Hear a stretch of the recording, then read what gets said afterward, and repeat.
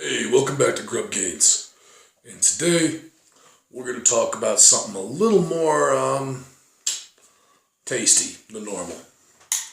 We're going to go with that. We're going to talk about how to upgrade your liquor selection. We're going to have a quick basic conversation just using a couple bottles that you might want to think about. Every good bar, I don't care who you are, you start with whiskey. Okay? Be you a hard red-blooded American or whether you be bleeding green as the Irish, all good bars start with whiskey. And a good standard to have for both drinking straight and for mixed drinks is going to be Jack Daniels. Okay? It's affordable, it's consistent, and for the most part, it's universally drank among drinkers. Okay? If nothing else, it's a standard to go by. By no means is this the best whiskey in the world, but this is where I would say, set your bottom line. Right here, this is the lowest of lows of whiskeys that I'm going to keep in my cabinet. Why? Because I want to have an elevated bar game. There are cheaper whiskeys out there, especially if you're doing mixed drinks, but that's only cheapening your overall bar. And when you're putting a bar together, not only do you want it to have a certain level of quality, but you also want it to have a certain visual appeal. And $12 bottles are not good visual appeal, and they don't make for good drinks.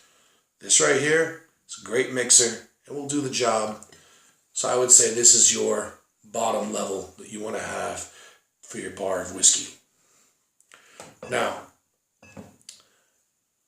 to not increase our price point too much, you can actually stay inside the same brand and go for the Gentleman Jack.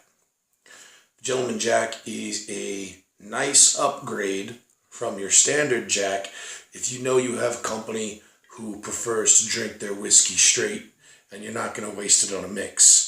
This will still make good mixed drinks, but it's a little bit of a shame to waste it on something like that. And then, aside from that, I recommend in all good whiskey collections to add something not necessarily super common. Now, I think every good whiskey collection should have something from Ireland in it. And your immediate think is most people think either Bushmills or Jameson. But if you want something, in my opinion, better than both and a little more flair, Powers Whiskey. It doesn't get any more Irish than Powers Whiskey. Okay? Now, these just happen to be 3 bottles that I have on hand and I grabbed. But you want to have a bigger range than that in your bar. Personally, especially when it comes to whiskeys, I'd recommend having 3 or 4 different countries represented in your whiskey bar, because each of those is going to give you a unique flavor. Sadly, we just finished off a bottle, and I forgot to save it, of the Jack Daniel's Rye. They're straight rye, no, not rye. They're straight rye whiskey, and it's phenomenal. It's actually something I need to buy more of, and I hope they have it in larger containers because that's something I'd like to keep as a new standard. But really, when it comes to whiskeys, there are going to be people who are going to be snobs out there about it. To have a good house bar, you don't need $300, $400, and etc. Whiskey bottles. You need to have whiskey that you like to drink.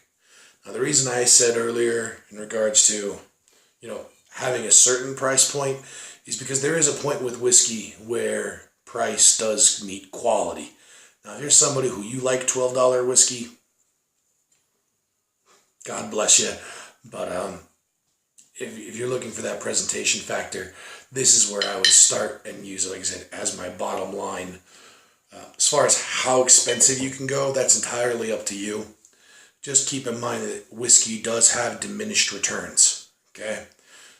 I've tasted everything from $60 bottles to all the way up to the most expensive whiskey I've ever tried was a $900 whiskey.